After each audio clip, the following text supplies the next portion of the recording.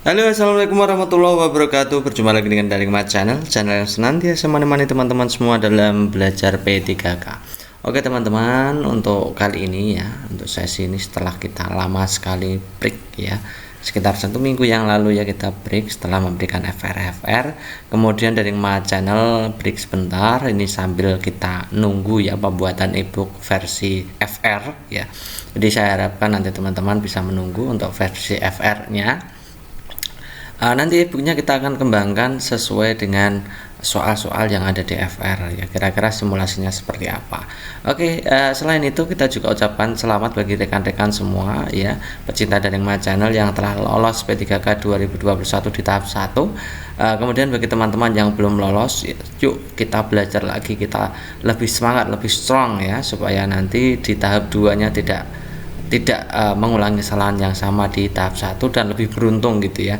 Jadi selain belajar, berdoa, juga memohon kepada Tuhan Yang Maha Kuasa agar diberikan keberuntungan untuk lolos di tahap kedua, amin gitu ya. Oke, kita mulai saja untuk program belajar PPK ya, khusus untuk PGSD kompetensi teknis tahap 2 part 1. Kak, kenapa kok yang dibahas hanya kompetensi teknis, tidak di manajerial sosiokultural atau wawancara? Nah teman-teman, kemarin itu saya belum pernah mendengar kalau manajerial sosiokultural dan wawancara itu tidak lolos passing grade ya. Semuanya lolos dan nilainya maksimal, bagus-bagus di atas 170-an gitu ya, yang manajerial sosiokultural. Dan itu saya kira sudah cukup untuk mengantarkan rekan-rekan untuk lolos untuk passing grade gitu ya. Jadi kita fokusnya ke materi yang sulit dulu gitu ya. Nanti kita akan tetap buatkan ya simulasi untuk manajerial sosiokultural. Jadi teman-teman tetap simak penjelasannya. Penggunaan huruf kapital berikut yang tidak tepat adalah: apakah A, mereka sedang belajar bersama di perpustakaan, adik Sandi bernama Sinta, kita harus selalu bersyukur kepada Tuhan, keluarga Aji pergi berlibur ke Yogyakarta, Pak Slamet berasal dari suku Jawa. Oke teman-teman harus paham ya, untuk tingkat SD itu penggunaan kapital seperti ini. Coba teman-teman simak.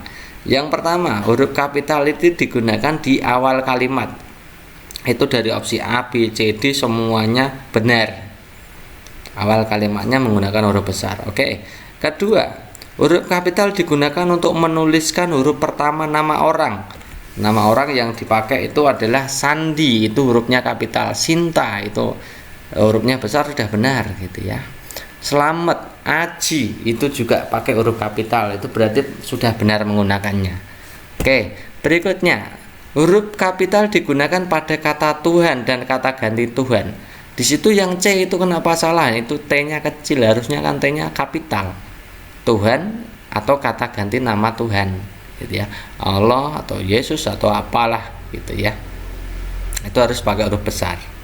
Kemudian yang keempat, huruf kapital digunakan sebagai huruf pertama nama suku dan agama. Nah, misalkan Jawa, Islam, Hindu itu pakainya apa itu namanya, huruf kapital gitu, yang pertama ya. Kemudian huruf kapital digunakan pada huruf pertama nama kota, nama negara. Yogyakarta itu huruf kapital sudah benar ya. Itu ya. Kemudian huruf kapital digunakan sebagai huruf pertama nama hari dan bulan. Nah, itu juga pakai huruf kapital. Jadi 6 cara ini yang digunakan untuk menentukan huruf kapital yang benar atau tidak itu ya. Oke, jadi yang salah itu opsi C ya. Ini benar, ini semuanya benar, ini salah ya. Harusnya Tuhan itu T-nya besar. Ini benar, ini benar gitu ya. Jadi jawaban yang tepat adalah opsi C. Oke, berikutnya perhatikan langkah-langkah berikut. Mengeningkan cipta, pembacaan teks Pancasila, penghormatan umum, laporan pemimpin upacara, pembina upacara memasuki lapangan upacara, pembacaan teks pembukaan, kemudian amanat pembicara, pengibaran bendera. Oke teman-teman, kalau yang pernah menjadi petugas pasti paham ya, atau sering mengikuti upacara pasti paham. Diminta untuk menentukan urutan kegiatan upacara yang tepat. Oke, yang pertama kita lihat ya, pengibaran, amanat, pembacaan teks, pembina upacara memasuki, laporan pemimpin, penghormatan umum. Ini berarti pembina masuk dulu ini ya. Pembina masuk, kemudian menghormati dulu ya, penghormatan, kemudian laporan pemimpin ini masuk ya. Setelah laporan pemimpin kemudian baru pengibaran bendera ini ya. Setelah mengibarkan bendera Hening Cipta, ini teman-teman juga pasti paham gitu ya. Setelah itu baru pembacaan ya. 6, kemudian 7-nya pembacaan UUD. Bagian akhirnya itu ada amanat ini ya. Setelah amanat baru laporan lagi dan upacara selesai gitu ya. Jadi urut-urutannya adalah 1 5 3 4 gitu ya. 5 3 4 8 1 2 6 7 gitu ya. Jadi jawaban yang benar itu. Dalam pembelajaran menulis huruf tegak bersambung yang memiliki tipe sama dengan huruf K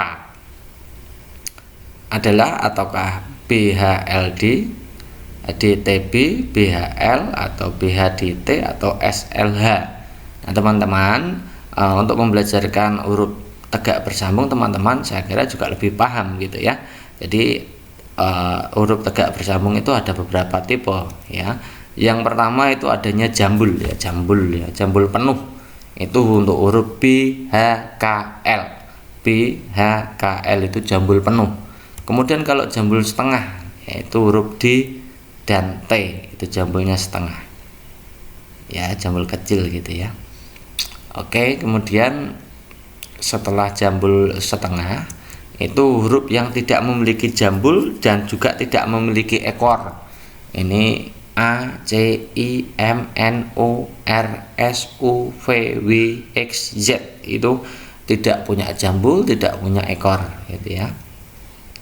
Kemudian huruf yang memiliki ekor dan jambul dua-duanya ada, itu huruf F ya, jambul setengah dan ekor juga punya itu ya.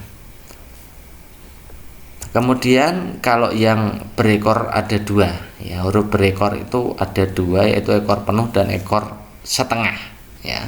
Ekor penuhnya adalah G, J, Y, G, J, Y, dan ekor setengahnya adalah P, Q. Jadi kalau ekor penuhnya G, J, Y, ekor setengahnya P, Q gitu ya. Oke, jadi itu ada 5 aturan untuk membelajarkan huruf tegak bersambung. Jadi K itu yang sama atau yang setipe itu ya jelas ya. K itu setipe dengan BHL. Jadi jawaban yang tepat adalah opsi C. Kalimat yang menggunakan ejaan bahasa Indonesia yang benar adalah yang mana? Apakah ibu mencuci piring di dapur? Ibu menyuci piring di dapur. B. Ayah sedang menunjukkan pada Budi cara mempaku dengan martil yang besar. Kemudian C. Cara mensiasati kekurangan air di desa itu adalah membangun sumur pompa. D. Peserta didik diminta untuk mengkelompokkan tumbuhan tersebut. Yang E. Adik menangis setiap teringat ayah kami gitu ya. Jadi kita akan cari ejaan yang menggunakan me itu ya. Oke, kita pertama itu punya aturan begini teman-teman. Imbuhan me itu akan meluluh jika kata dasarnya atau kata awalnya itu berawalan huruf K, T, S, P. Mudah ya mengingatnya, KTSP. Ya, selain dari itu maka tidak boleh meluluh gitu ya. Kita ambil yang opsi A. Ibu menyuci piring, menyuci itu kata dasarnya C. Ya, cuci gitu ya. Menyuci itu cuci, karena C bukan KTSP maka tidak terjadi peluluan. Jadi yang benar harusnya adalah mencuci gitu ya. Kemudian yang B, mempaku ya, mempaku. Itu kata dasarnya paku. Karena P itu terjadi peluluan harusnya memaku gitu ya, bukan mempaku gitu ya. Kemudian yang C itu mensiasati itu kan kata awalnya adalah siasat, berarti karena S itu terjadi peluluan harusnya adalah menyiasati bukan mensiasati gitu ya. Kemudian menangis itu kata dasarnya tangis, karena huruf T harus terjadi peluluan maka harus menangis ya. Jadi jawaban yang benar ya yang menangis itu karena sudah benar, yang lain belum benar. Jadi jawaban yang tepat adalah opsi E. Penulisan kata serapan yang tepat terdapat pada kalimat titik-titik. Jadi teman-teman, kemarin teman-teman itu banyak soal tentang kata serapan ya, baik serapan dari bahasa Inggris maupun dari bahasa Arab gitu ya. Kita ambil yang dari bahasa Arab dulu. Nanti di program berikutnya kita akan berikan yang bahasa asing ya, bahasa Inggris gitu ya.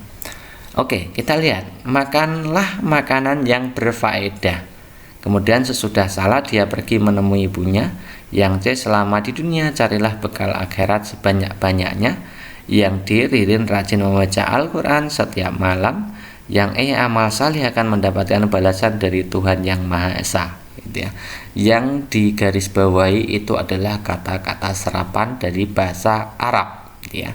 Kita akan menguji mana yang paling benar nih ya, sesuai kata baku dari ejaan bahasa Indonesia atau EBI gitu ya.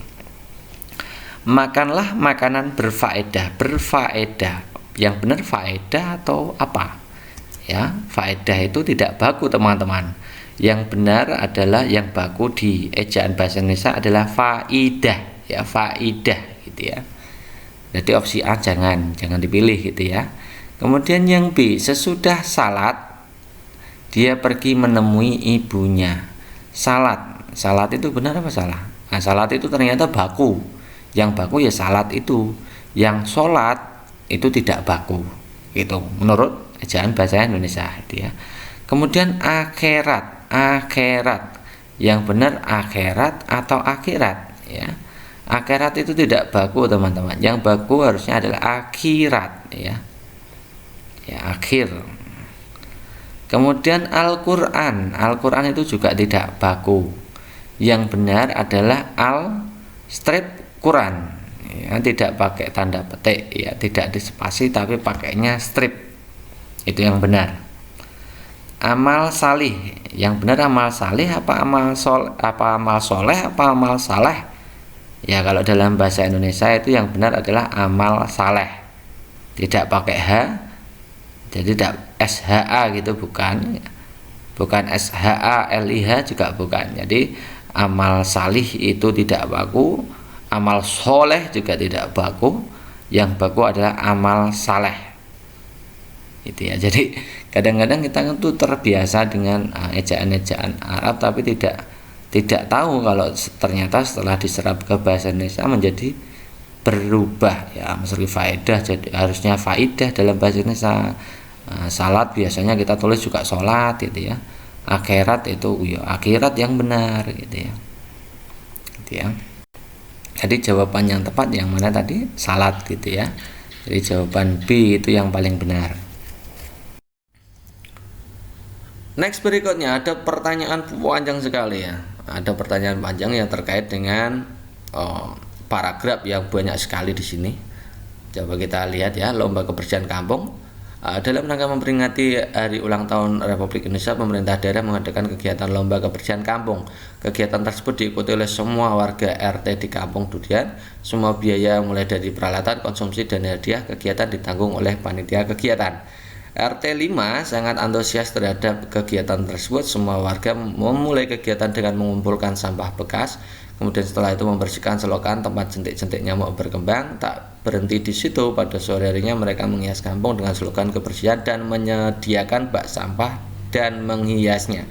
Kegiatan lomba bersih kampung merupakan kegiatan positif yang perlu dilestarikan. Kegiatan ini dapat menumbuhkan kerukunan antar warga, terpeliharanya kebersihan kampung, juga dapat mencegah berkembangnya wabah demam berdarah. Semua warga desa Kampung Durian sehat dan terhindar dari berbagai penyakit dengan menjaga kebersihan kampung. Pemenang lomba kebersihan pun diumumkan yaitu RT 4 ya, saluran air yang bersih dan jernih. Di dalam air itu juga ditaruh ikan yang sangat indah dan warna-warni.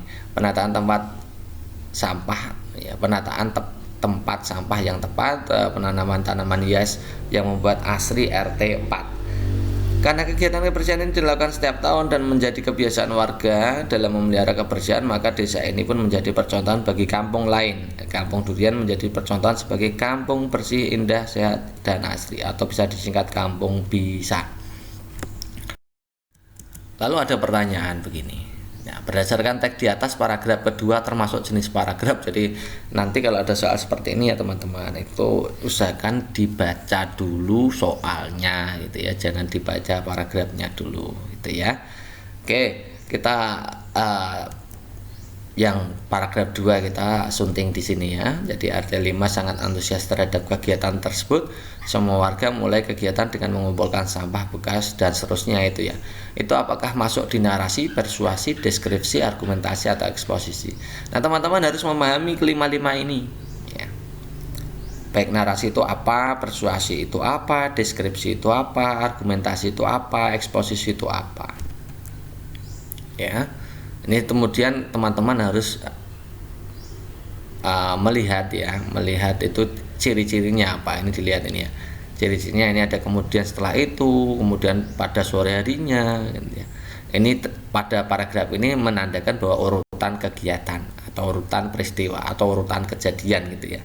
Nanti masuknya di narasi, persuasi, deskripsi, argumentasi atau eksposisi kan gitu. Oke, kalau paragraf narasi itu paragraf yang menceritakan urutan kejadian. Kalau paragraf eksposisi itu paragraf yang bersifat informasi atau pengetahuan secara ringkas, jelas, padat, dan menarik untuk dibaca, bersifat fakta-fakta gitu ya. Kalau yang nomor 3 itu paragraf deskripsi adalah paragraf yang berisi penggambaran suatu objek, tempat, atau peristiwa tertentu kepada pembaca secara jelas terperinci ya. Ada unsur inderanya, panca inderanya yang melihat atau mendengar, suasananya bagaimana gitu ya. Kalau paragraf argumentasi adalah paragraf yang berisi kalimat menguatkan suatu pendapat, ada pendapatnya baru dikuatkan dengan fakta-fakta yang ada gitu ya. Kalau persuasi itu ajakan atau bujukan gitu ya. Yang eksplanasi itu teks yang berisi proses mengapa dan bagaimana peristiwa itu terjadi. Hubungannya dengan sebab akibat teman-teman ya. Oke, kembali ke teks bacaan. Ayo kita coba analisa masing-masing dari teks ini ya.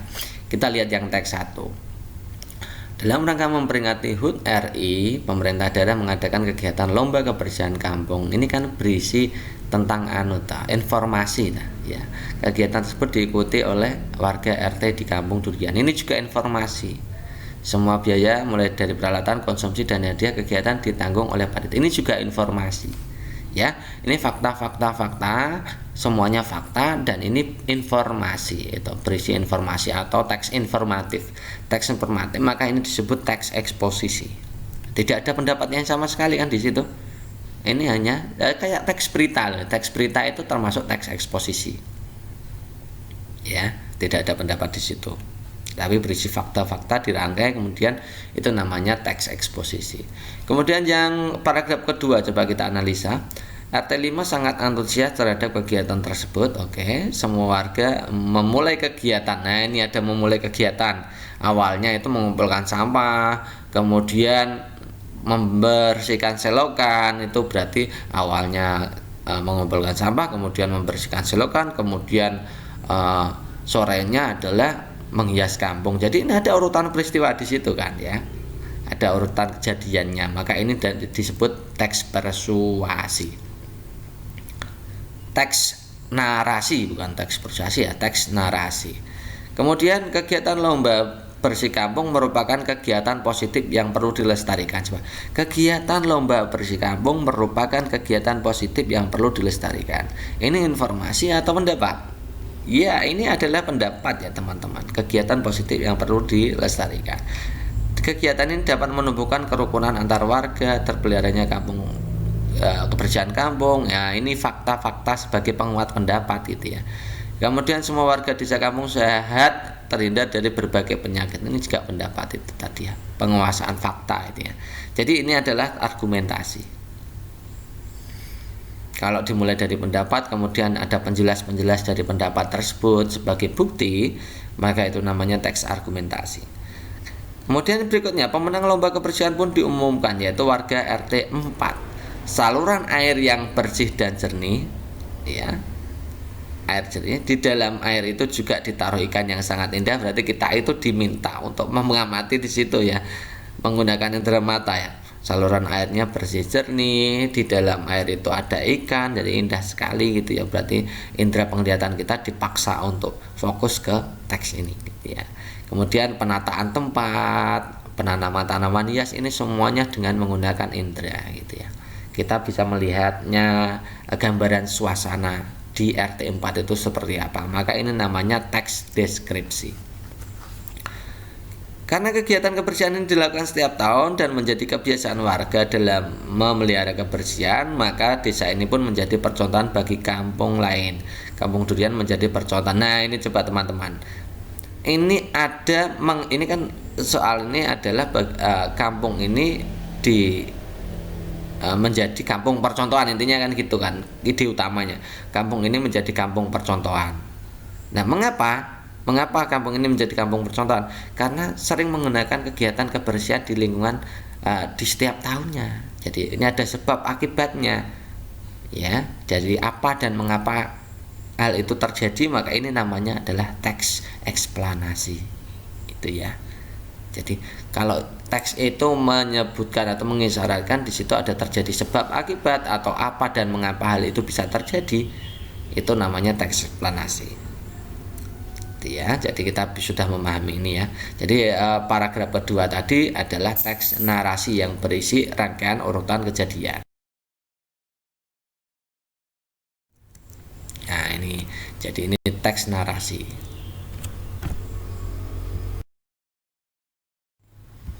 Berikutnya, penulisan daftar pustaka yang benar. Nah, ini ada A, B, C, D, E. Ini kalau dibaca sama saja gitu ya.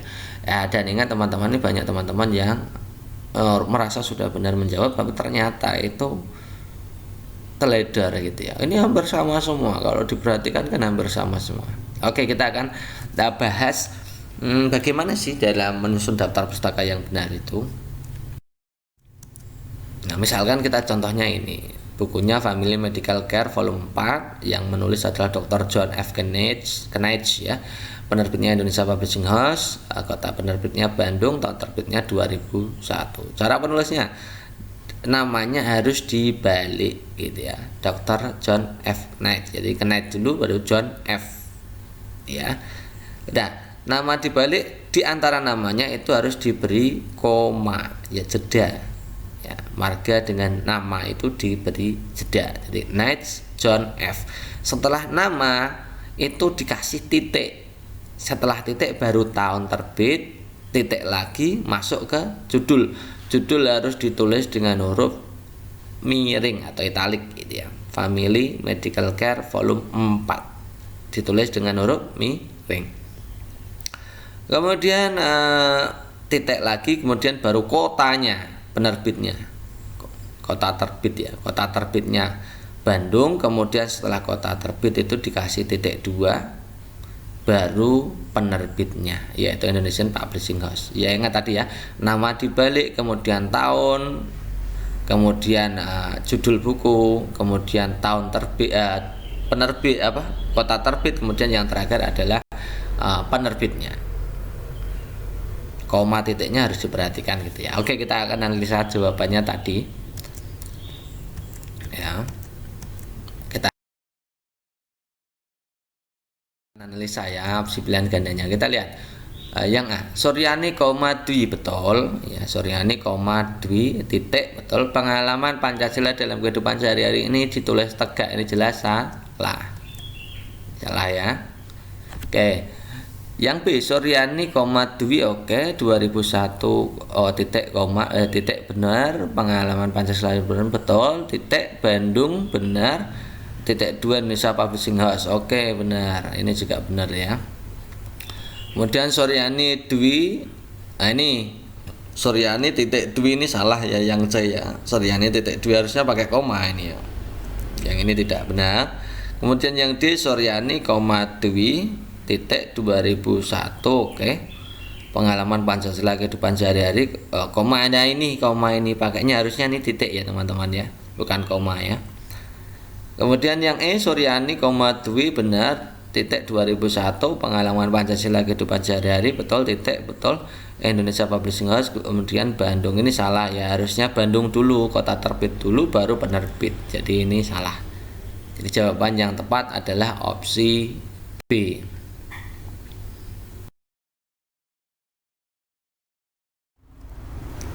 Panel surya merupakan jenis energi terbarukan yang ramah lingkungan. Panel surya dikatakan sebagai sumber energi ramah lingkungan, artinya adalah, jadi definisi dari ramah lingkungan itu apa gitu ya. A. Meminimalisir bahaya pada ekosistem lingkungan. B. Mudah diperoleh dari lingkungan, memperbaiki kerusakan alam dan lingkungan, menjaga lingkungan tetap bersih, dapat diperbarui dan tidak akan habis karena penggunaan. Jadi teman-teman kalau ada soal-soal seperti ini, teman-teman apa ya itu namanya, ceknya ya. Ramah lingkungan itu artinya apa? Ramah. Ya ramah gitu, kalau orang ramah pasti tidak menyakiti gitu ya. Ya, tidak membuat bahaya orang lain, itu namanya ramah gitu ya. Jadi jawaban kalau yang ramah lingkungan itu yang paling tepat adalah yang A. Meminimalisir bahaya pada ekosistem lingkungan. Sebagai upaya mencari energi alternatif untuk membangkitkan listrik, energi matahari sudah dimulai digunakan. Alternatif pada kalimat ini memiliki arti ya. Energi alternatif itu artinya apa alternatif itu? Ya ini terkait bahasa Indonesia ya. Apakah menambah, apakah lain, atau pemelihara, atau pengganti, atau sumber energi alternatif. Ya ini nanti kalau teman-teman masukkan di situ semua ya benar. Maka untuk mengecek itu kebenarannya, alternatif itu artinya apa, maka gunakan KBBI atau Kamus Besar Bahasa Indonesia. Nah, jawaban yang tepat adalah alternatif itu adalah sumber daya pengganti. Jadi pengganti ini ya.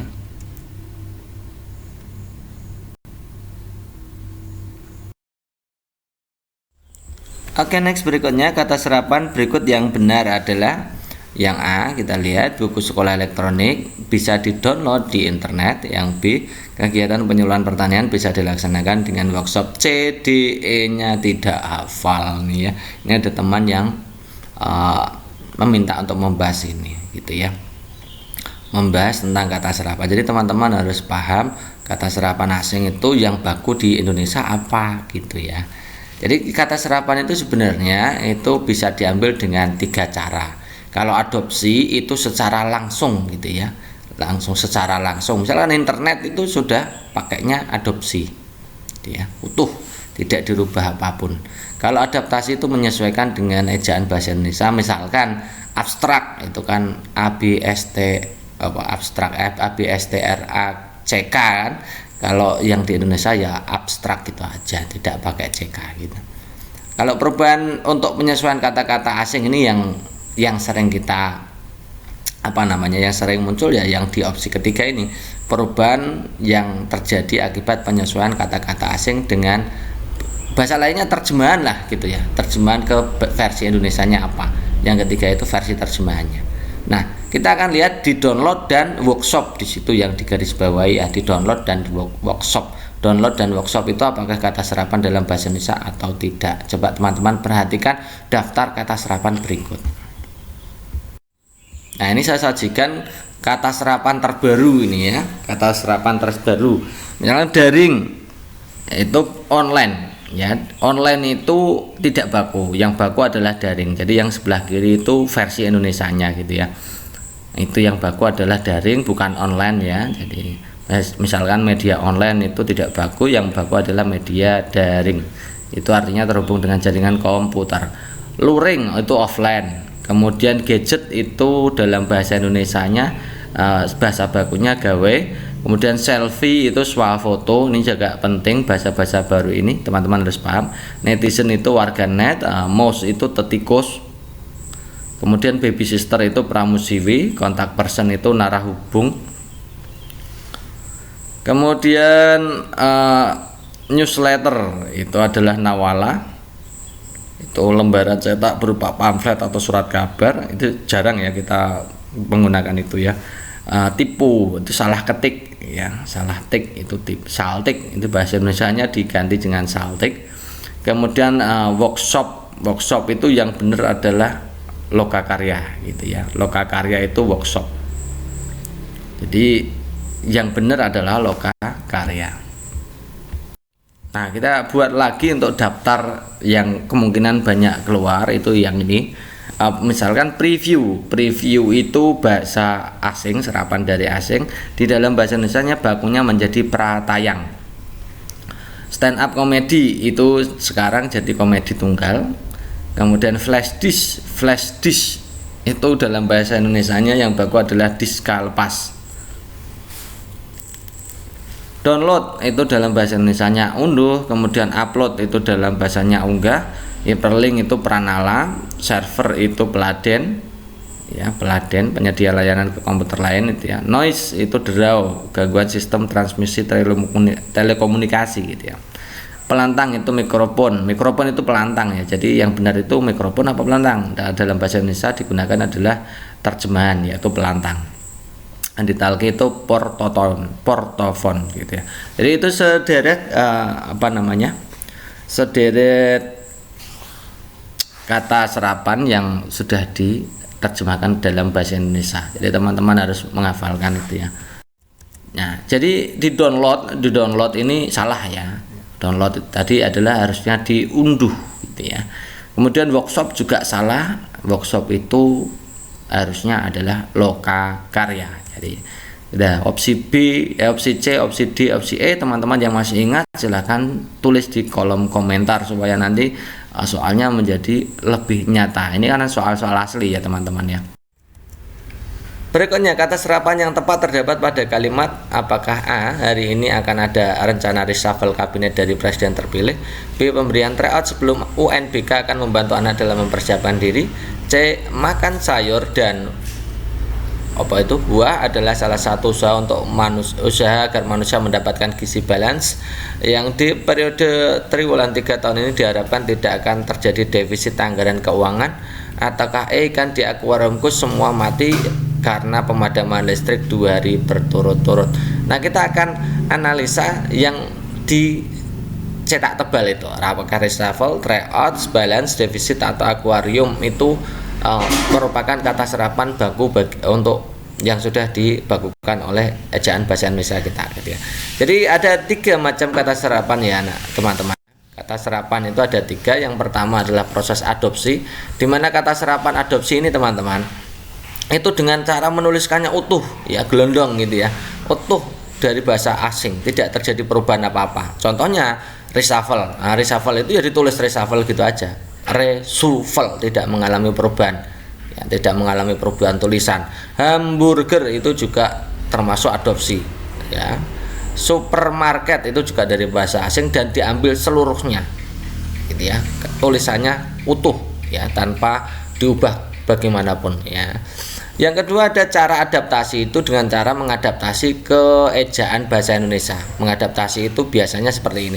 Organisasi itu diambil dari bahasa asing yaitu organization gitu ya, diambil. Maka organization itu istilah asing, kalau dalam bahasa Indonesianya diubah menjadi organisasi gitu ya. Jadi hanya pelafalan saja ya, adaptasi itu pelafalan sesuai dengan ejaan Indonesia gitu aja. Umumnya masyarakat Indonesia itu tidak session atau ada tion-tion itu biasanya diganti dengan sasi gitu ya. Tuh. Jadi yang benar adalah organisasi, kemudian fluctuation itu yang di Indonesia kan jadi fluktuasi. Kemudian kalau dalam bahasa Inggrisnya adalah minimal, hanya 2, itu kalau sudah diserap di bahasa Indonesia menjadi minimal. Maksimal itu jadi maksimal. Ya. Maksimal itu pakai X itu untuk serapan bahasa, tapi diubah kalau di Indonesia diadaptasikan dengan pelafalan bahasa Indonesia yaitu maksimal. Gratifying itu dalam bahasa Inggris, kemudian kalau dalam bahasa Indonesia jadi gratifikasi. Akuarium itu kepakai Q kalau dalam bahasa asing, kalau di Indonesia pakai K supaya lafaznya mudah untuk orang-orang Indonesia gitu ya. Teknik ketiga adalah teknik pungutan atau terjemahan. Biasanya saya mudahkannya adalah teknik terjemahan. Nah, itu diambil kata-katanya itu merupakan padanan kata atau bahasa lainnya ya paling mudah ya itu sudah diterjemahkan ke dalam bahasa Indonesia. Banyak sekali kita sudah memberikan daftar kata-kata serapan dari bahasa asing yang sudah diterjemahkan ke bahasa Indonesia dan menjadi baku yang baku itu. Contohnya ini, tryout. Tryout itu belum baku, itu diambil dari bahasa asing, bahasa Inggris. Kalau dalam bahasa Indonesianya bakunya menjadi uji coba. Balance itu seimbang atau imbang. Defisit itu kekurangan. Jadi defisit itu tidak baku, yang benar adalah kekurangan. Dan masih banyak lagi yang dibakukan, misalkan workshop itu lokakarya, yang benar lokakarya. Download itu unduh, upload itu unggah gitu ya. Itu dalam penerjemahan bahasa ya. Cara pungutan atau penerjemahan bahasa. Kembali ke soal, reshuffle tadi berarti sudah baku ya, jadi tepat, ini benar. Tryout ini belum baku, yang baku dalam bahasa Indonesia metodenya adalah pungutan atau terjemahan, yaitu uji coba. Balance itu juga dari belum baku, yang benar adalah seimbang. Defisit itu kekurangan, ya. Akuarium itu pakai K ya, ejaan yang benar pakai K. Jadi Ki itu masih dalam bahasa asing, K itu sudah bahasa Indonesia. Jadi jawaban yang tepat adalah opsi A. Berikutnya ada diminta untuk menulis daftar pustaka. Benar ya, di situ ada penulis bukunya Adi Armanto, kemudian tahun terbit. Ini asli ya soalnya ya. Jadi teman-teman itu bisa belajar ini. Adi Armanto tahun terbitnya 92, menerbitkan buku Sang Pemimpi, diterbitkan di Bandung, nama penerbit Bentang. Penulisan daftar pustaka yang benar. Di situ nanti teman-teman akan bingung ya. Kadang-kadang tulisannya hampir sama persis. Ya. Yang beda yang mana itu ya. Oke. Jadi kemarin kita juga sudah belajar itu. Misalkan saya kasih contohnya, judulnya adalah Family Medical Care Volume 4. Penulisnya Dr. John F. Knight, kemudian penerbitnya Indonesia Publishing House, kota penerbitnya Bandung, dan tahun terbitnya 2001. Kemarin kan kita sudah begitu ya. Cara penulisannya pertama adalah tulis namanya, kemudian nama marganya ditaruh di depan. Ya, kalau di situ Dr. John F. Knight, namanya saja, gelarnya tidak usah ya. Jadi Knight John, ya, Knight John F. Kemudian tahun kasih titik ya, namanya dikasih koma. Jadi antara marga dengan namanya dikasih koma. Kemudian titik, kemudian tahun, kemudian judulnya ditulis italik atau miring. Kemudian setelah judul adalah kota terbitnya, yaitu di Bandung. Kemudian setelah kota ada titik 2. Ingat ya, itu bukan titik tapi titik 2. Kemudian baru penerbitnya adalah Indonesian Publishing House gitu. Oke. Jadi ini yang benar mana? Adi Armanto, berarti kalau penulisnya adalah Adi Armanto maka kita tulis dengan Harmanto, Adi gitu ya. Yang ini salah jelas ya. Yang kedua itu salahnya apa itu kita lihat ya, Harmanto Adi, oke 19. Nah, itu namanya judul bukunya belum miring. Gitu ya. Yang C, Harmanto Adi 92, Sang Pemimpi, Bandung Bentang. Oke, ini benar ya. Kemudian yang D, Harmanto ini. Yang D itu yang tidak benar adalah ini. Harusnya kota terbit dulu baru nama penerbit. Jadi ini salah gitu ya. Jadi jawaban yang tepat adalah opsi C. Kemudian ada soal, guru dalam mengajarkan peserta didik di dalam kelas untuk menulis kalimat Satya mengambil buku di rak meja. Untuk menulis kalimat di atas menjadi kalimat indah, komposisi yang sama pada kalimat tersebut adalah PYK, GHK, TYS. Padahal di situ tulisannya adalah Satya mengambil buku di rak meja. Masa ada huruf P-nya? Di mana P-nya? G-nya di mana? G-nya ada ya, hanya tidak ada. Kemudian Q-nya juga tidak ada, itu agak unik ya. Mungkin teman-teman mungkin perlu memberikan komentar di sini gara-gara opsi pilihan gandanya yang tepat yang seperti apa. Ini maksudnya adalah penulisan yang bentuknya sama gitu ya. Kita kemarin sudah belajar tentang bagaimana menulis tegak bersambung gitu ya. Kalau yang punya jambul penuh ya, jambul penuh itu ada 4 huruf yaitu BHKL. Itu ukurannya sama, jambul penuh. Kemudian jambul setengah itu tidak terlalu tinggi, tidak seperti jambul penuh ya, jambulnya setengah, itu huruf D dan T. Kemudian huruf yang tidak memiliki jambul itu selain yaitu A, C, I, M, N, O, R, S, U, V, W, X, Z itu semuanya tidak memiliki jambul. Yang punya ekor dan jambul, punya ekor tapi juga punya jambul itu hanya satu, yaitu huruf F ya. Yang punya ekor penuh tidak punya jambul, ini ekor penuh itu GJY. Yang ekornya tidak penuh artinya hanya separuh saja, tidak terlalu panjang, itu P dan Q. Nah, kalau mengingat komposisi pada soal palihan ganda seperti itu, kalau kita jawab itu P, Y, Q. P itu setengah, Q itu setengah, Y itu penuh. Tapi ini semuanya punya ekor. Nah, kalau hanya seperti ini saja maka pilihlah yang ini, karena P, Y, Q itu semuanya punya ekor gitu ya. Kalau G punya ekor, H itu punya jambul, Q punya ekor, jadi tidak tepat. T, Y, S itu T tidak punya, T itu jambul setengah, Y itu ekor penuh, S itu tidak punya apa-apa, jadi tidak tepat gitu ya. Berikutnya cara pelestarian budaya madu ya, mengambil madu untuk disisakan dimakan lebah. Mengambil madu jika sudah cukup waktu pemanenan, menyiapkan sarana prasarana lengkap, menghindari lebah supaya tidak mati, menyemprot lebah dengan asap. Ini saya kurang tahu ya, ini opsi pilihan gandanya disuruh mengurutkan atau di situ adalah disuruh memilih mana yang merupakan upaya pelestarian madu. Nah, kalau yang ditanyakan adalah upaya pelestarian madu, maka kita bisa menggunakan ini. Jadi memanen madu itu waktunya harus tepat, ya sore hari, supaya tidak menghindari dari lebah yang sedang bekerja, ya mengganggu pekerjaan lebah. Yang kedua, posisi pemanenan. Kemudian yang ketiga, pilih koloni yang banyak, pilih sisiran tiap panen. Secara kasat mata ciri madu yang siap dipanen harus paham. Kemudian angkat sisiran, usir lebah dengan asap. Itu juga merupakan salah satu upaya pelestarian, itu ya. Kemudian kupas sisiran yang sudah matang, sisakan sedikit kegiatan untuk budidaya selanjutnya. Ini untuk makan lebah ya berarti ya. Jadi kalau menurut dari Dinas Pertanian dan Peternakan, ini masuknya ini mengambil madu, disisakan, kemudian waktu panen, kemudian menyemprot dengan asap. Jadi jawabannya adalah 1, 2, 5. Kalau disuruh milih ya teman-teman. Kemudian ada pertanyaan unik lagi. Ini kadang-kadang pertanyaan dari P3K unik-unik ya di SD ya. Cara memasak nasi. Nah, ini harusnya teman-teman bagi yang wanita itu bisa semua. Kalau bagi yang laki-laki belum tentu gitu ya. Oke, mencuci beras, memberikan air, memasukkan ke dalam rice cooker, mencolokkan pada stop kontak. Urutannya yang benar yang mana?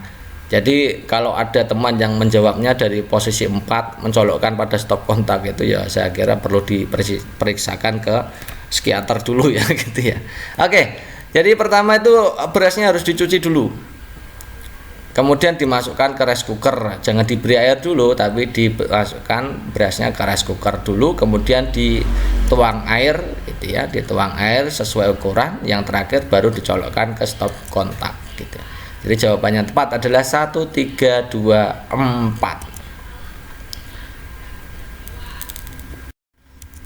Berikutnya cara menggunakan mikroskop. Meletakkan lensa okuler diperbesar atau diperkecil, meletakkan preparat, memutar lensa objektif, memasang makrometer, mengatur kondensor. Diminta untuk mengurutkan cara. Ini banyak sekali teman-teman yang diminta mendapatkan soal ini gitu ya. Jadi ini gambar dari mikroskop. Langkah-langkahnya coba saya berikan gambaran. Yang pertama itu memasang lensa okuler dulu. Oke, setelah itu baru makrometernya, ya, makrometernya atau pemutarnya dipasang.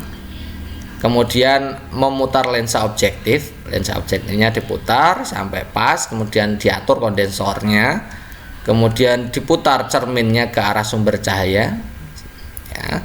Kemudian letakkan preparat di atas meja preparat maksudnya. Kemudian posisikan lensa objektif di atas preparat, ya. Kemudian memutar makrometer. Itu adalah Oke, jadi urut-urutannya dalam menggunakan mikroskop. Yang pertama itu kalau di langkah itu yaitu meletakkan lensa okuler, kemudian memasang makrometer, kemudian memutar lensa objektif, baru mengatur kondensor. Yang terakhir adalah meletakkan preparat. Jadi jawaban yang tepat adalah 1, 4, 3, 5, 2. Kayak gitu ya.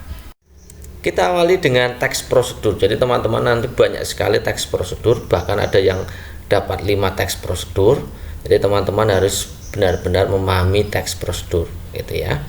Nah, nanti teman-teman diminta untuk mengurutkan gitu ya. berbagai peristiwa, berbagai cara, dan yang lain-lain. Contohnya soalnya seperti ini teman-teman. Perhatikan pernyataan berikut. Satu itu pendaftaran pemilih, penetapan jumlah kursi, pendaftaran peserta pemilu, kampanye, penetapan peserta pemilu, pemungutan, dan penghitungan suara. Dalam pernyataan di atas, rangkaian peristiwa pemilu secara berurutan ditunjukkan oleh nomor titik-titik. Ada 135.246, 123.456, 125.346, 213465 gitu ya. Dan nanti teman-teman akan dibikin pusing ya, itu pendaftaran pemilih dulu atau penetapan jumlah kursi dulu atau pendaftaran peserta pemilu dulu ya, atau penetapan peserta pemilu. Jadi untuk menjawab soal ini teman-teman membutuhkan peraturan tentang pemilu ya. Oke, kita tunjukkan peraturan tentang pemilu itu kita pakainya yang Undang-Undang Nomor 8 Tahun 2012 ya. Setelah ini pun undang-undang setelah ini pun juga memiliki teknik yang sama gitu ya, cara yang sama, teknisnya sama gitu ya. Kita mulai dari yang pertama, itu adalah menyusun program anggaran, menyusun peraturan pelaksanaan penyelenggaraan pemilu. Nah di 1 sampai 6 tidak ada itu ya. Kemudian ada pemutakiran data pemilih dan penyusunan daftar pemilih. Jadi pendaftaran pemilih dulu gitu ya. Pendaftaran pemilih sudah masuk gitu ya. Kemudian yang ketiga, pendaftaran dan verifikasi peserta pemilu. Setelah mendata pemilih dan daftar pemilih, kemudian peserta pemilu ya, benar. Pendaftaran peserta pemilu gitu ya. Kemudian baru ditetapkan peserta pemilunya. Setelah peserta pemilu ditetapkan, kemudian ada penetapan jumlah kursi, penetapan daerah pemilihan ya. Jumlah kursi, baru jumlah kursi ya. Kemudian pencalonan DPR, DPD, dan seterusnya itu. Kemudian ada masa kampanye, baru masa kampanye ya. Kemudian ada masa tenang, setelah itu baru pemungutan dan penghitungan suara. Oke, dari 1 sampai 6 yang ada di soal kita urutkan ya. Yang pertama tadi adalah pendaftaran pemilih, kemudian yang kedua adalah daftar pemilih gitu ya. Daftar pemilih sudah. Yang kedua adalah peserta pemilu ya, pendaftaran peserta pemilu, kemudian penetapan jumlah kursi, penetapan peserta dulu pemilu, peserta pemilu, kemudian baru penetapan jumlah kursi. Yang keempat adalah yang cocok adalah kampanye, yang kelima ya kampanye ya, yang keenam adalah pemungutan suara ya. Jadi urutannya adalah 1, 3, 5, 4, 6 ya, 1, 3, 5, 2, 4, 6 gitu ya. 1, 3, 5, 2, 4, 6. Jadi jawaban yang tepat adalah opsi A. Berikutnya, bacalah petunjuk berikut. Petunjuk menggunakan obat tetes mata. Jadi nanti kita akan berikan berbagai teks prosedur yang memang dicurhatkan oleh teman-teman gitu ya. Teteskan 2 sampai 3 tetes obat mata, kemudian buka kemasan lalu putar tutup botol. Tutup kembali botol rapat-rapat, kemudian gunakan 3 sampai 4 kali sehari sampai sembuh. Urutan penggunaan obat tetes mata yang benar. Kita mulai ya. Yang pertama, langsung saja obat tetes mata itu yang pertama ini teman-teman ya. Buka kemasan, putar tutup botol. Dan ini buka dulu, kemudian teteskan ya, teteskan 2 sampai 3. Kemudian penggunaannya ini 3 sampai 4 kali sehari sampai sembuh, kemudian tutup ya. Ya, jadi urutan yang tepat adalah 2, 1, 4, 3. Oke, next berikutnya, perhatikan kalimat-kalimat berikut. 1. Masukkan semua bahan ke blender. Jus mangga segar siap dinikmati. Kemudian blender semua bahan selama 1 sampai 2 menit. Tuangkan jus mangga tersebut ke dalam gelas saji. Siapkan buah mangga irisan, es batu, gula pasir, dan air matang secukupnya.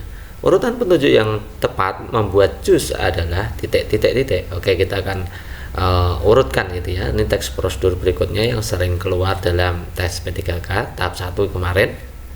Oke, yang pertama pastilah untuk menyiapkan bahan-bahannya, yaitu nomor 5, yaitu siapkan buah mangga irisan, es batu, dan semuanya itu.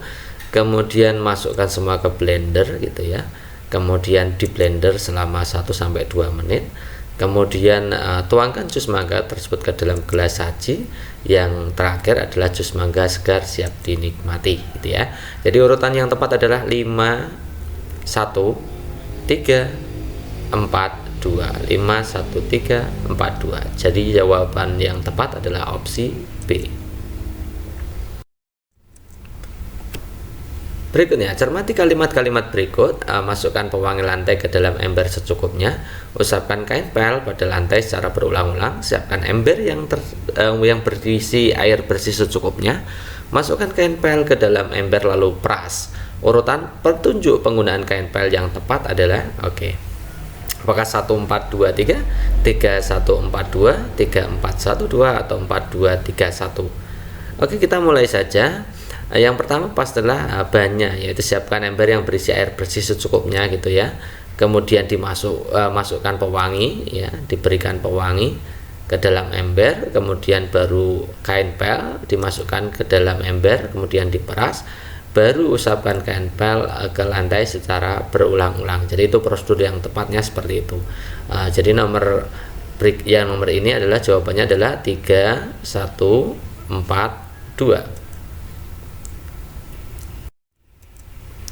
Petunjuk membuat kue ini juga sering keluar teman-teman tadi ya. Teman-teman banyak yang mendapatkan soal prosedur seperti ini. Jadi teman-teman harus banyak memahami tentang teks prosedur. 1. Kocok sampai adonan mengembang, panggang dalam oven selama 20 menit. Masukkan tepung, telur, mentega, pengembang kue ke dalam mangkok adonan. Tuang adonan ke dalam loyang gitu ya. Pertama kita masukkan tepung dulu, membuat adonan dulu ya. Tepung, telur, mentega, pengembang kue ke dalam mangkok adonan. Ini pasti nomor 1. Kemudian baru dikocok ya, dikocok sampai adonan mengembang.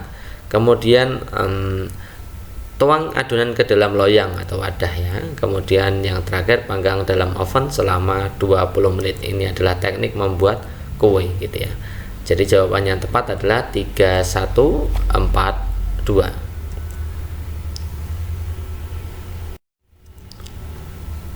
Perhatikan petunjuk berikut. Cuci beras sebanyak 2 kali, tunggu sekitar 5-10 menit hingga nasi matang. Ambil beras sebanyak 1 liter, nyalakan penanak nasi atau rice cooker pada posisi cook, tunggu hingga tombol pindah pada posisi warm, kemudian isi dengan air sesuai takaran yang terdapat pada petunjuk penggunaan waktunya. Petunjuk menanak nasi yang tepat adalah kita urutkan ya. Jadi pertama itu harus ambil beras dulu, kemudian dicuci.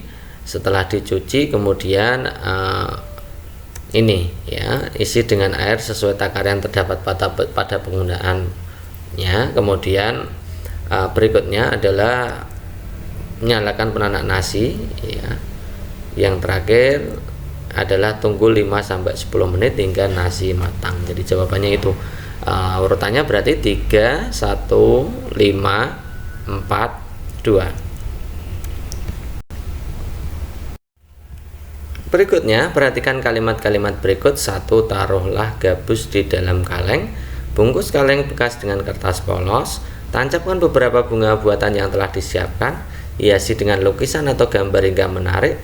Cuci kaleng bekas, jemur hingga kering. Urutan yang tepat petunjuk cara membuat vas bunga dari kaleng bekas. Apakah 14523, 34512, 42315 atau 52413? Cara untuk membuat vas teman-teman, yang pertama itu pastilah mengambil bahannya, yaitu kaleng ya, kaleng bekas itu kemudian dijemur hingga kering, dicuci, dijemur hingga kering, itu pas nomor 1. Kemudian kita akan menghias ya, berarti bungkus kaleng dengan kertas polos dulu, baru dihias ya dengan lukisan atau gambar hingga menarik. Kemudian baru taruhlah gabus di dalam kaleng. Yang terakhir adalah tancapkan beberapa bunga buatan yang telah disiapkan gitu ya. Jadi urutan yang tepat adalah 5, 2, 4, 1, 3. 5, 2, 4, 1, 3. Jadi jawaban yang tepat adalah opsi D. Masih dengan bahasa Indonesia, kemudian setelah kita tadi belajar teks prosedur yang memang banyak sekali keluar, bahkan ada 1 orang itu yang mendapatkan 5 teks prosedur, dan semoga saja teman-teman nanti semua mendapatkan soal-soal yang mudah semacam teks prosedur gitu ya. Yang kedua itu teman-teman nanti akan disajikan teks. Kadang-kadang teksnya tunggal, kadang-kadang teksnya banyak ya, terdiri dari beberapa paragraf. Nanti teman-teman diminta untuk menentukan apakah paragraf 2 itu narasi, paragraf 3 atau apa dan seterusnya itu ya. Nah, bagaimana cara menentukan paragraf? Kita pelajari lagi gitu ya, karena itu penting. Tapi kadang juga ya ada teman-teman yang hanya mendapatkan satu paragraf seperti ini gitu ya. Oke, kita mulai saja. Langkah pertama kita harus memahami opsi pilihan gandanya di situ adalah narasi, persuasi, deskripsi, argumentasi. Kita harus paham dulu masing-masing gitu ya. Narasi itu berarti berhubungan dengan urutan peristiwa, ya. Ada waktunya, peristiwanya. Kemudian kalau persuasi itu berisi ajakan atau himbauan gitu ya teman-teman. Kalau deskripsi itu mendeskripsikan atau menggambarkan keadaan dengan panca indera, bisa mata, bisa telinga, bisa hidung juga ya. Kemudian kalau argumentasi itu berargumen, artinya mengeluarkan pendapat namun disertai dengan data-data penguat itu. Jadi kita sudah paham dulu tentang jenis-jenis paragraf itu, baik narasi, persuasi, deskripsi, argumentasi. Sekarang kita akan analisa soalnya gitu ya. Kita lihat yang pertama, keamanan bagi pengguna jalan harus diperhatikan. Ini ya, harus diperhatikan. Kemudian mengingat makin maraknya aksi-aksi pembegalan yang terjadi, kemudian kita dapat mengurangi aksi-aksi tersebut dengan beberapa upaya, salah satunya dengan membangun pos polisi di daerah rawan. Selain itu, pengendara disarankan waspada saat melintasi daerah yang sunyi. Teks di atas termasuk jenis paragraf apa? Oke, kita akan analisa satu persatu. Keamanan bagi pengguna jalan harus diperhatikan, ya. Kata kuncinya harus diperhatikan. Mengingat masih maraknya aksi pembegalan yang terjadi, kita dapat mengurangi. Ini kita dapat mengurangi, kita garis bawahi dengan berbagai upaya, salah satunya membangun pos, kemudian disarankan waspada terhadap melintasi daerah yang maaf ya, yang sunyi gitu. Agak pilek gitu ya. Oke. Di situ ada kata-kata disarankan. Disarankan berarti ada unsur ajakan gitu ya, teman-teman. Ya, karena ini urusan ada kaitannya dengan ajakan, maka itu pastilah bahwa jenis paragraf itu adalah paragraf persuasi. Berikutnya, sudah 1 bulan ini Dava dan teman-temannya berlatih menyanyi. Kini mereka sudah mahir menyanyi. Mereka berharap dalam lomba bisa menang. Akhirnya saat perlombaan pun tiba, Dava dan teman-temannya dapat menampilkan pertunjukan yang luar biasa. Jenis paragraf tersebut adalah, nah seperti tadi, jadi kita akan menganalisa paragraf ini apakah jenisnya persuasi, narasi, deskripsi, argumentasi. Tadi persuasi tadi adalah tentang ajakan gitu ya. Kalau narasi urutan peristiwa atau urusan waktu, deskripsi itu menggambarkan dengan panca indera, gitu ya, menggambarkan keadaan dengan panca indera. Kalau argumentasi itu berisi pendapat yang disertai penguatan data-data penguat. Oke, kita akan analisa sekarang teksnya. Sudah 1 bulan ini Dava dan teman-temannya bernyanyi, berarti ada unsur waktu 1 bulan ini. Selama 1 bulan itu berlatih gitu ya. Kemudian kini mereka sudah mahir, ada kini berarti 1 bulan yang lalu itu berlatih, sekarang sudah mahir gitu ya. Mereka berharap dalam lomba bisa menang. Akhirnya setelah itu saat perlombaan pun tiba, Dava dan teman-temannya dapat menampilkan pertunjukan yang luar biasa. Jadi ada unsur masa 1 bulan yang lalu, kemudian sekarang, dan akhirnya waktu yang ditunggu-tunggu tiba. Itu jadi ada unsur perubahan peristiwa, urutan peristiwanya. Jadi maka ini disebut paragraf narasi. Buah cerica dapat diolah menjadi aneka produk yang bernilai jual. Cerica dipotong-potong kecil dan dimasak hingga lumat menjadi sirup cerica. Cerica difermentasi menjadi cuka cerita. Selain itu, cerica juga dibuat menjadi selai cerica. Kalimat utama paragraf tersebut, nah, apakah pada kalimat ke-1, 2, 3, atau 4? Teman-teman, ini juga banyak sekali yang keluar tentang kalimat utama dan juga kalimat penjelas. Ada gagasan utama, gagasan penjelas, kalimat utama, kalimat penjelas. Bedanya apa? Ketika kalimat utama berarti 1 kalimat penuh gitu ya. Kalau gagasan itu ide pokoknya gitu ya. Oke, kita bagaimana cara menganalisanya? Kita mulai dari yang pertama dulu ya. Buah cerica dapat diolah menjadi aneka produk. Ya, ini berarti buah cerica diolah menjadi berbagai produk, itu idenya gitu ya. Kemudian cerica dipotong-potong kecil hingga lumat menjadi sirup cerica. Sirup cerica itu kan bagian dari aneka produk olahan cerica. Jadi kalimat kedua itu menjelaskan kalimat satu. Jadi ya, kan di kalimat satu menjadi aneka produk yang bernilai jual. Salah satunya sirup cerica, gitu ya. Jadi sirup cerica ini yang di kalimat dua itu merupakan penjelas dari kalimat pertama. Kemudian cerica difermentasi menjadi cuka cerica. Ini cuka cerica itu juga hasil dari aneka produk yang bernilai jual dari hasil olahan cerica. Selain itu cerita juga dibuat menjadi selai cerica. Jadi semuanya ini baik di kalimat kedua, ketiga maupun keempat itu menjelaskan kalimat pertama, yaitu produk olahan cerica, gitu ya. Jadi kalimat utamanya letaknya di mana ya? Di kalimat ke-1. Ini kalimat utama, ini kalimat penjelas, gitu ya.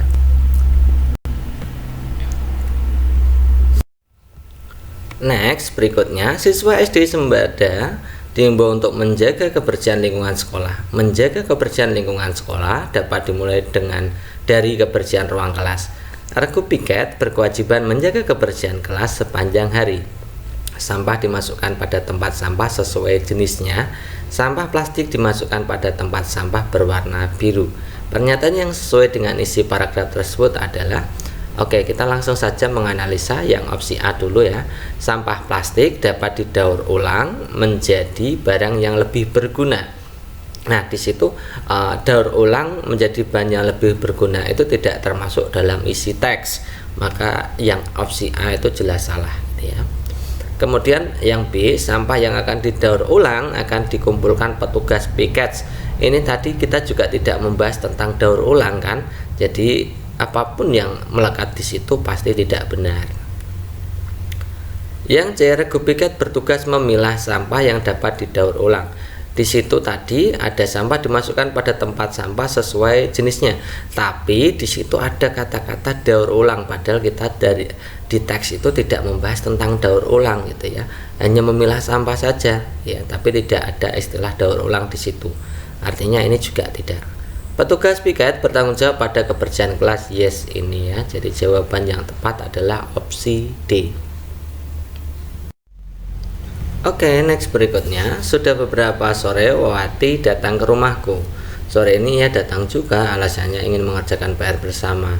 Namun sebenarnya Wati hanya ingin meminjam bukuku, kemudian menyalain PR yang aku kerjakan. Sementara aku tak ingin meminjam. Sebenarnya aku tak ingin meminjamkan bukuku karena Wati jadi malas belajar. Namun Wati selalu memaksa. Saat di sekolah Wati selalu mengatakan ia mengerjakan PR sendiri. Bagian dalam cerita tersebut yang merupakan konflik adalah apakah A, pada waktu Wati berbohong mengatakan selalu mengerjakan PR, B, saat Wati selalu memaksa meminjam tugas-tugas sekolah, C, ketika sebenarnya tak ingin meminjamkan buku pada Wati, yang D, saat Wati malas belajar dan mengerjakan PR. Oke, kita akan bahas, gitu ya. Yang pertama, teman-teman harus paham dulu tentang bagian-bagian dari dari cerita, dari teks cerita, gitu ya. Kita akan pelajari dulu. Yang pertama, bagian dari teks cerita itu ada awal atau orientasi atau pengenalan, gitu ya. Jadi ini pengenalan tokoh, latar tempat, waktu, dan deskripsi awal itu. Kemudian ada komplikasi atau konflik ya. Setelah orientasi ada konflik. Nah, itu adalah permasalahan antara satu tokoh dengan tokoh lainnya. Komplikasi biasanya dimulai dari munculnya masalah hingga masalah tersebut mencapai komplikasi atau klimaksnya, gitu ya. Dalam teks itu biasanya konflik muncul dari kepribadian tokoh.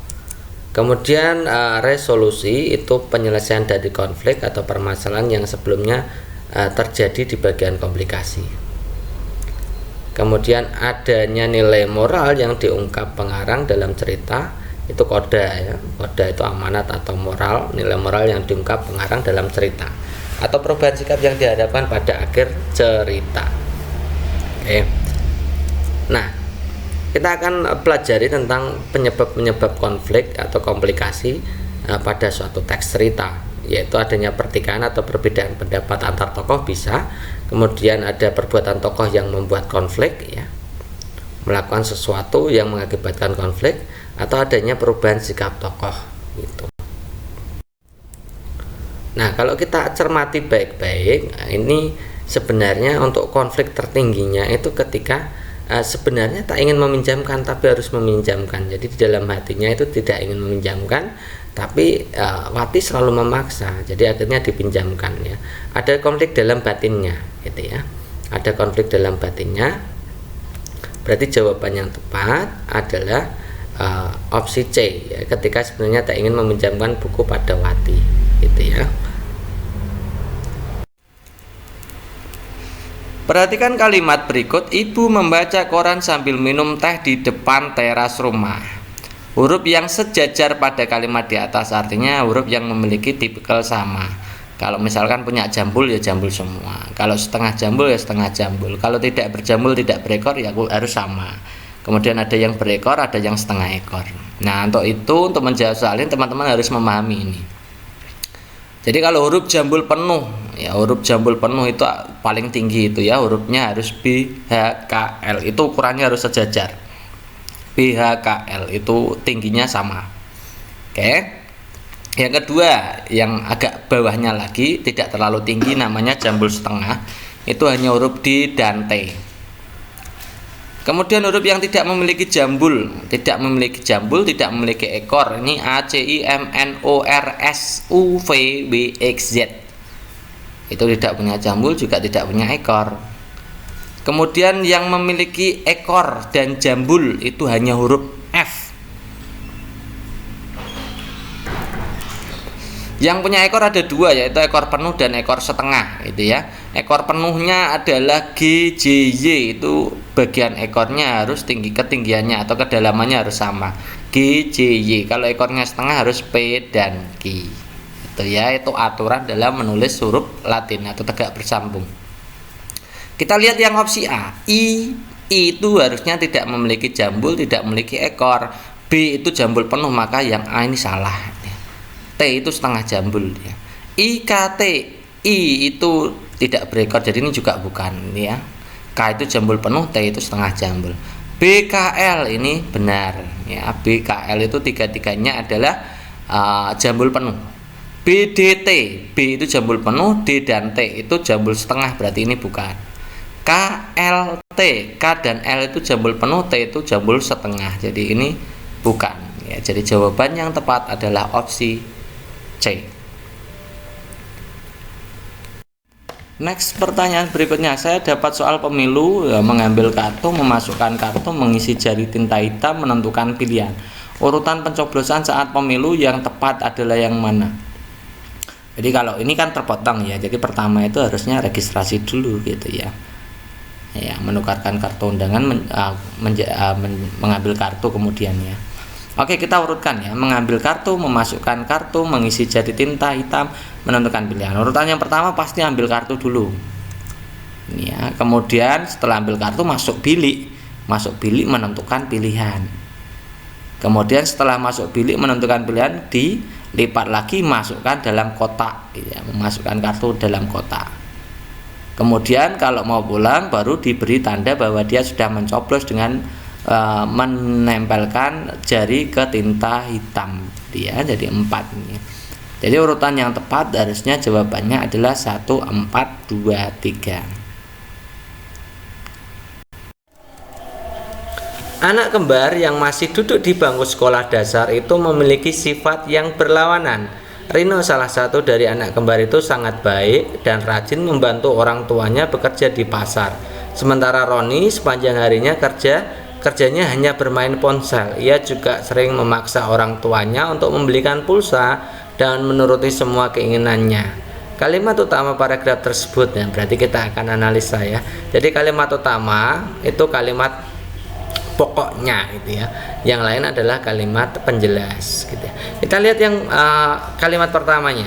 Anak kembar yang masih duduk di bangku sekolah dasar itu memiliki sifat perlawanan ya. Itu idenya berarti ada anak kembar yang memiliki sifat yang berlawanan. Itu idenya dari kalimat pertama. Yang kedua, Rino salah satu dari anak kembar, berarti Rino salah satu anak kembar baik, rajin membantu orang tuanya. Itu menjelaskan menjelaskan apa yang dikatakan oleh kalimat pertama, di mana memiliki sifat yang berlawanan. Berarti yang kalimat kedua itu menjelaskan kalimat pertama, kan gitu ya. Kemudian sementara Roni sepanjang harinya hanya bermain ponsel. Ini juga untuk menjelaskan kalimat pertama tadi, karena memiliki sifat berlawanan ya. Kemudian ia juga memaksa orang tuanya membelikan pulsa. Ini untuk menjelaskan juga untuk kalimat pertama dan kalimat sebelumnya itu. Jadi kalimat utamanya ya kalimat di kalimat pertama, karena diperjelas oleh kalimat kedua, kalimat ketiga, dan kalimat keempat gitu ya. Jadi jawaban yang tepat anak kembar itu ya. Jawaban yang tepat adalah opsi A. Komputer sangat meringankan beban manusia dalam bekerja. Komputer dapat membantu manusia mengetik, menyimpan data, menganalisis data. Tidak hanya membantu pekerjaan, komputer juga dapat memberikan hiburan bagi manusia.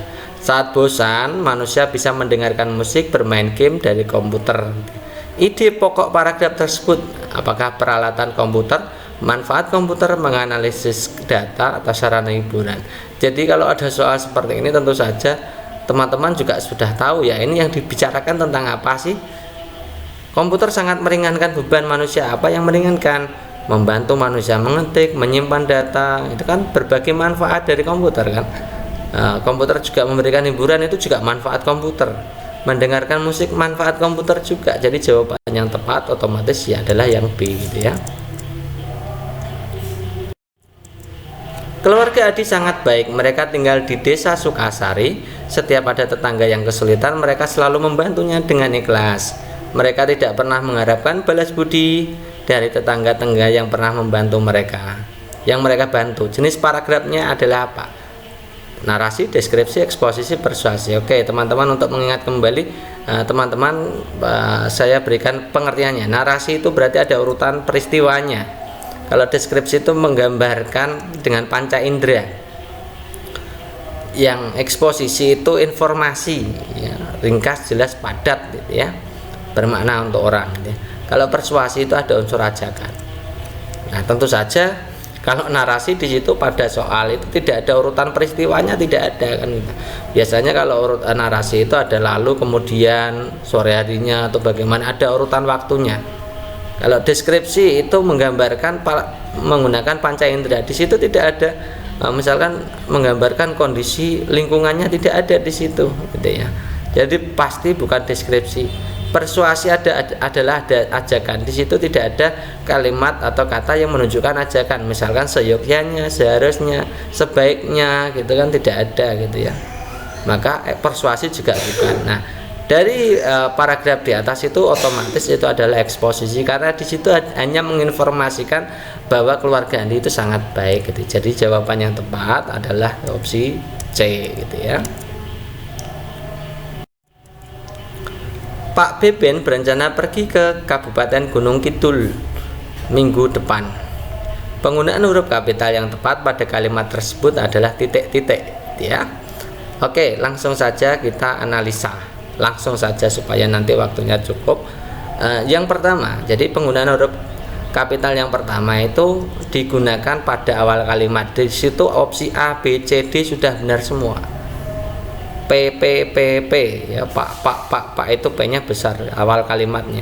Kemudian nama orang itu Beben pakai huruf besar semua yang kata depannya ya, huruf depannya. Jadi semuanya benar.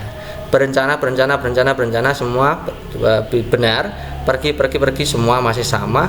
Ke semuanya sama. Nah itu baru kabupaten itu ada huruf besar, ada huruf kecil. Nah nama kabupaten atau nama wilayah itu ditulis huruf besar. Misalkan kabupaten, provinsi gitu ya, kota, kecamatan itu harus pakai huruf besar awal hurufnya. Maka yang ini salah ya. Gunung Kidul ini juga salah ya, nama wilayah itu juga harus besar semua. Jadi opsi A itu jelas salah. Ini Gunung Kidul ini kabupaten ya, Gunung Kidul ini di situ di soal itu Gunung Kidul menyatu ya. Jadi yang besar adalah G-nya. Gunung Kidul itu menyatu, jadi G-nya harus besar, sementara K-nya itu tidak boleh besar karena menyatu dengan gunungnya. Ya, jadi Gunung Kidul itu tidak boleh besar, kabupatennya harus tulisannya besar. Yang opsi C itu kabupatennya juga kecil, juga salah gitu ya, tidak selupa, tidak saya silang gitu ya. Oke, jadi jawaban yang tepat otomatis kelihatan ya, yang B ya. Kemudian nama hari bulan di situ minggu depan itu bukan nama hari teman-teman ya. Hari itu harus Minggu, Senin, Selasa, Rabu, Kamis, itu hari. Kalau minggu depan itu bukan nama hari. Minggu depan, kalau misalkan hari ini hari Senin, minggu depan maka hari Senin lagi, maka itu bukan nama hari ya. Minggu depan, lusa itu juga bukan, Selasa, lusa itu bukan merupakan nama hari gitu ya. Minggu depan tidak boleh ini ya. Nah, harusnya kecil semua, tidak boleh besar. Minggu depan itu M nya harus kecil gitu ya. Jadi jawabannya yang tidak ada silangnya opsi B gitu ya. Oke, berikutnya cermati petunjuk pembuatan salad buah yang diacak berikut. Letakkan irisan kecil-kecil buah ke dalam salad. Buat saus dengan mencampur yogurt, susu kental, manis, dan mayones. Iris buah apel, pir, mangga, anggur, kiwi yang telah dicuci dan dikupas. Berilah taburan keju parut dan potongan ceri kecil. Siram saus ke atas irisan buah. Masukkan salad buah ke dalam kulkas. Ini adalah salah satu jenis teks prosedur membuat salad ya. Oke, berarti urutan pertama itu biasanya kita lihat opsi pilihan gandanya 2, kalau tidak 2 ya 3 gitu ya. 2 itu buat saus, atau 3 irislah buah apelnya. Tentu saja kalau membuat saus dan irislah buah apel ya buat saus dulu gitu ya. Jadi ini pasti nomor 1, irislah apel dulu. Kemudian setelah diiris, masuk di sini, letakkan irisan itu ke dalam wadah ya, nomor 1. Kemudian baru buat sausnya ya. Buat saus mencampurkan yogurt, susu kental, manis, dan mayones. Kemudian setelah dibuat sausnya, siram, jadi disiramkan sausnya ke atas irisan buah ya. Kemudian setelah disiram baru diberikan keju parut pada atasnya dan potongan ceri kecil untuk menambah selera gitu ya. Yang terakhir baru dimasukkan ke dalam kulkas gitu ya. Jadi jawaban yang tepat adalah 3, 1, 2, 5, 4, 6.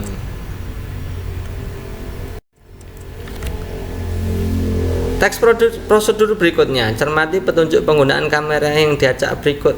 Aturlah perbesaran fokus lensa kamera, bidik objek dengan menekan tombol shutter, nyalakan kamera dengan menekan tombol on off, arahkan kamera pada objek, lepaskan penutup lensa dengan hati-hati, lihatlah hasil bidikan. Jadi pertama itu pasti yang ini dulu, nyalakan kamera dulu ya kan. Nyalakan kamera, kemudian buka penutupnya, penutup lensanya dibuka ya. Kemudian yang ketiganya pasti ini diatur, yang ketiganya ini atur perbesaran fokusnya dulu, kemudian baru mengarahkan kamera ke objek ya, kemudian baru dibidik atau ditembak ya objeknya. Kemudian yang terakhir lihat hasilnya. Jadi urutan yang tepat adalah 3, 5, 1, 4, 2, 6.